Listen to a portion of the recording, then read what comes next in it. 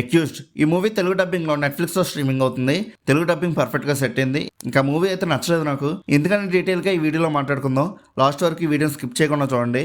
ఇంకా మూవీలో స్టోరీ గురించి మాట్లాడుకుంటే, యూకేలో ఒక హాస్పిటల్లో ఒక ఫేమస్ గైనకాలజిస్ట్ డాక్టర్ అయిన గీతిక మీద ఒక అన్నోన్ పర్సన్ కంప్లైంట్ రైజ్ చేసి ఆ హాస్పిటల్ హెచ్ఆర్కి మెయిల్ చేస్తారు.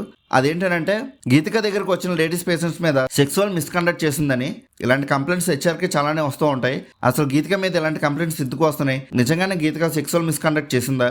ఈ న్యూస్ వల్ల గీతిక అండ్ తన వైఫ్ అయిన మీరా మధ్య వచ్చిన ప్రాబ్లమ్స్ ఏంటనేది మూవీలో మెయిన్ స్టోరీ.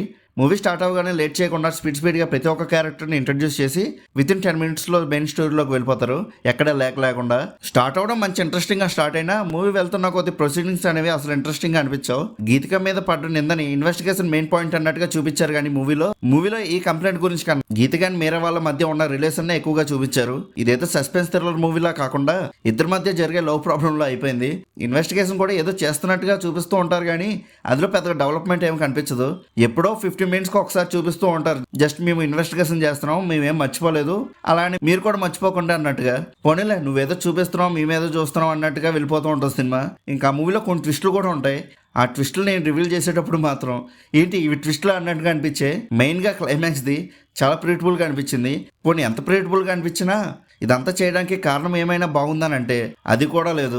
ఏంటి జస్ట్ దీనికోసం ఎంత చేయాల్సి వచ్చింది అన్నట్టుగా అనిపించింది. అసలు ఏమనుకుని రాశారో ఏంటో స్క్రీన్ ప్లేని. కాన్సెప్ట్ కొత్తగా ఉంది కాదన్ను, బట్ స్క్రీన్ ప్లే రైటింగ్ మాత్రం చాలా వీక్గా రాసుకున్నారు. ఇంకా క్యారెక్టర్స్ పెర్ఫార్మెన్సెస్ గురించి మాట్లాడుకుంటే అందరూ చాలా బాగా చేశారు. బీజిఎమ్స్ అయితే అసలు ఉన్నాయా లేవా అనే టైప్లో అనిపించాయి. ఇంకా ఓవరాల్గా మూవీ ఎలా ఉందని అడిగితే నాకైతే అసలు నచ్చలేదు. మీలో కూడా ఎవరైనా ఈ మూవీ చూస్తుంటే మీకు ఎలా అనిపించిందో కింద ఉన్న కామెంట్ సెక్షన్లో చెప్పండి. అలానే movie updates and movie reviews కోసం మన సినిమా ఛానల్ సబ్స్క్రైబ్ చేసుకొని బెల్ ఐకాన్ కూడా ఆన్ చేసి పెట్టుకోండి. మా వీడియోస్ని మీరు మిస్ అవ్వకుండా చూడగలుగుతూ ఉంటారు. ఇంకా మళ్ళీ మనం నెక్స్ట్ వీడియోలో కలుసుకుందాం. బాయ్.